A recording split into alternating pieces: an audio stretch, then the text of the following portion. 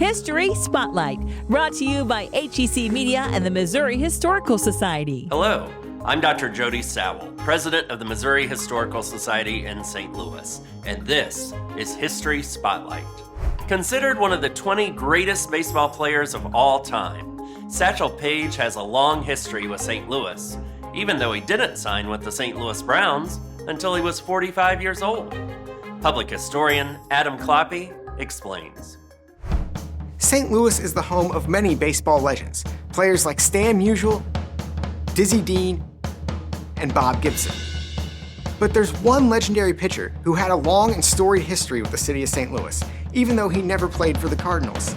In fact, he didn't even play in Sportsman's Park until he had already been a pro for almost 15 years. He's a Hall of Famer and considered one of the 20 greatest baseball players of all time. He is Leroy Satchel Paige. The first time St. Louisans got a look at Paige, they could have been forgiven for thinking he wasn't that special. The year was 1927, and Paige was pitching in one of his first games for the Birmingham Black Barons of the Negro National League, who were in St. Louis visiting the fabled St. Louis Stars. In the game Paige started, he didn't even make it out of the first inning. He hit the first 3 batters he faced.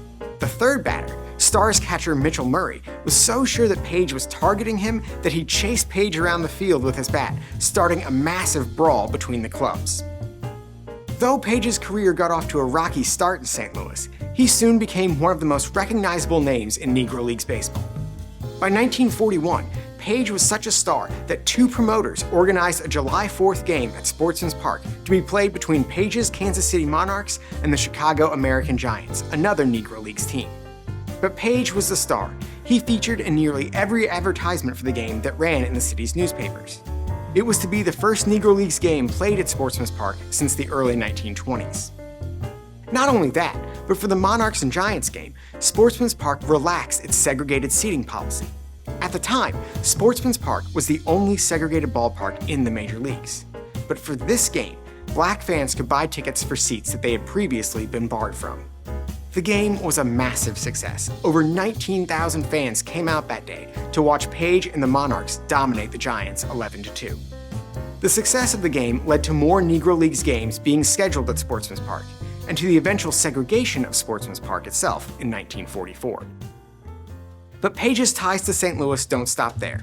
In 1951, only 4 years after Jackie Robinson broke Major League Baseball's color line, the 45-year-old Satchel Paige signed with the St. Louis Browns.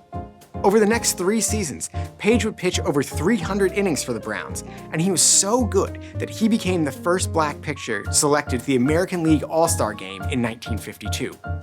He left the Browns after the 1953 season, but returned to the major leagues for 1 game with the Kansas City Athletics. In that game, he pitched 3 innings and even struck out a batter. Not bad for a guy who was about to turn 60 years old. Next on History Spotlight, a scientist, teacher, and inventor despite color barriers. To learn more about the Missouri Historical Society, visit mohistory.org.